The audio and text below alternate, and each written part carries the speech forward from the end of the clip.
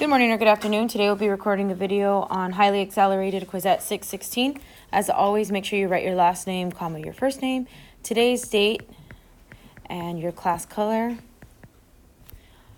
Number 1 and 2 are very procedural and they're very basics. They're the basics of exponents. If you've never learned about exponents, there are just two things that I need to clarify with you. So like let's say you have a, like a over, not a over, but a to the power of b. A is considered the base and b is considered to be the power. So let's say I were to have 10 raised to the 2. That means that 10 would be the base, 2 would be the power. And then 10 would be where a is, and then the 2 would be where the b is. So for number 1, it says, write the expression using an exponent. So we have 75 times 75 times 75 times 75 times 75 times 75 times 75. So if you were counting, that's 1, 2, 3, 4, 5, 6, 7. So 75 is being raised to the power of 7. So 75 to the 7th power. That's that expression written as an exponent. 75 raised to the 7th power. So let's say you were given an example like this one right here, 6 to the power of 1. Well, that just means that that's 6 times nothing, just 6. So 6 to the power of 1 is 6. And one of my favorite rules with exponents is anything raised to the 0 is not equal to 0. So 5 to the 0 and 6 to the 0 don't equal 0. And 3 to the 0. 3 to the power of 0 is equal to 1. Anything raised to the 0 is equal to 1. So let's say you have an expression like 2x plus 3y plus 5, all raised to the power of 0. Guess what that expression is going to be equal to? 1. Yeah. All right, number 3. And you don't have to memorize these rules right now. We're going to write notes on it in a second. Number 3 says evaluate and write your answer as a fraction or a whole number. So when you have a power outside of a parentheses, it's going to be a power to everything inside of the parentheses. So in other words, 1 squared raised to the 3rd power can also be written as 1 cubed or 1 to the 3rd power and over 2 to the 3rd power or 2 raised to the 3. Okay, so now the top number is 1 times 1 times 1, 3 times. And the bottom number is 2 times 2 times 2, 3 times. And now 1 times 1 times 1 is 1. And then 2 times 2 times 2 is 4. 4 times 2 is 8. So 1/8.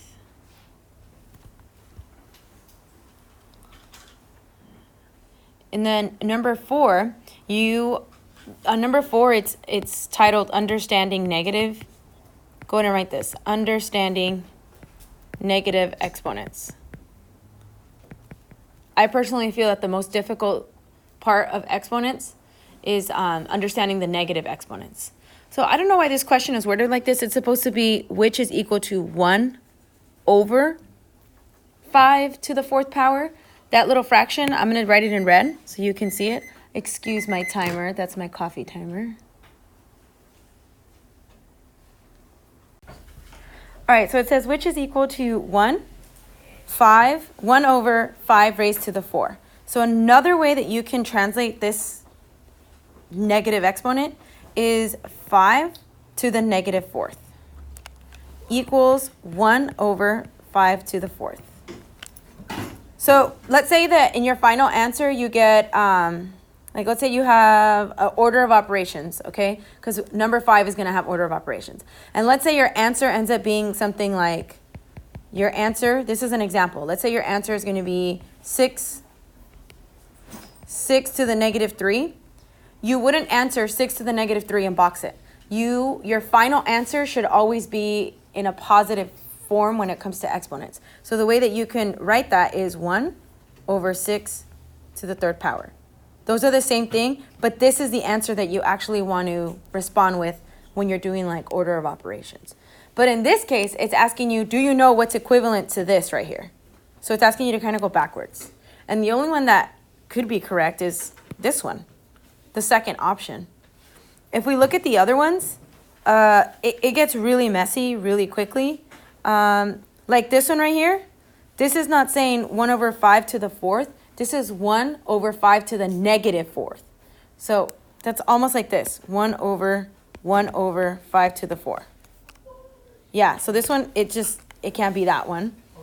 The next one is negative 1, 5 over negative 4th. It's so ugly, it goes like this, negative 1 over 1 to the 5/4, which eventually you will see it is not equivalent to 1 over 5/4, which is what they want. And then this one, this is negative 1 over 1 5/4, but the 5 is negative. So you still have to keep the parentheses around the 5. Like I said, we're going to take notes on this. Don't feel overwhelmed. It's just asking you to work a little backwards. It's much simpler than it seems right now. Okay, number 5. I heard a few of you say, oh, this is order of operations. Cool. And I heard you guys say PEMDAS. And the new Common Core standards really frown upon teachers teaching PEMDAS. So I have to come up with another acronym or something. But PEMDAS is considered not to be mathematically precise because what students do is they write PEMDAS like this. But really it should be like this, P or E, parentheses or exponents, and then multiplication or division, and then addition or subtraction. You should technically write it like this. So you're going in order from left to right. So let's say subtraction. Let's say subtraction comes before addition. Then you would do subtraction before you were to do addition. And I'll explain what I mean by this. So get in the habit of writing it the way I wrote it in blue. It depends on which one's first, okay? So let's read number 5. We're going to solve what's in parentheses or what's in exponents depending on what's in order from left to right, okay? So the first thing I see is parentheses. So I'm going to solve what's in parentheses. 10 plus 43 is 53. Minus 5, I think that's 48. So inside the parentheses, well, we can even get rid of the parentheses, or we can just keep it. 48, and then we have divided by 6 plus 5 squared. Now the next thing I see is an exponent. I see this exponent right here. I have to do that next. 5 squared is the same thing as 5 times 5. 5 times 5 is 25. So now I have 48 divided by 6 plus 25. Okay, so now we did parentheses, we did the exponent. Now we have to see if multiplication or division comes first. Let me see, division comes first. 48 divided by 6 is 8 plus 25. I don't have multiplication. The next step is addition or subtraction, depending on which one comes first. There's only addition. So my final answer would be 33. Now, number 5, the second one, we have to also do this PEMDAS, but remember we do parentheses or exponents, multiplication or division, addition or subtraction, depending on what comes first from left to right. So if we're going from left to right, the first thing that comes up is not the exponent, but the parentheses. So now we're going to be inside the parentheses. But here's the thing. I see an exponent inside, so I can solve that exponent. 3 to the second power is 3 times 3, which is 9. So now we have 9 times 5 plus 9. Multiplication is first, so 9 times 5 is 45. 45 plus 9 is 54. So now we have this plus 4 and this times 2 on the outside.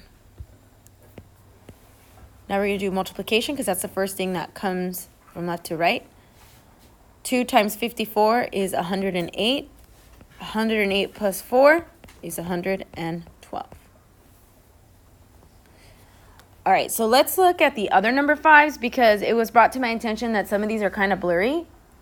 So let's go to number 5 on Tuesday. I just want to make sure you know what it says. 10 plus 59 minus 3 squared. This right here is division. Divided by 24 minus 4. And then the next example is 4 times the quantity of 12 times 6 minus 4 squared plus 9. I think you guys are able to see number 5 well. Now let's go to the next page. Number 5 here, you have 19 minus 8 times the quantity of 10 plus 4 plus 8 squared. Number 5 on Thursday is 6 plus 4 squared plus 11 plus 10 divided by 2.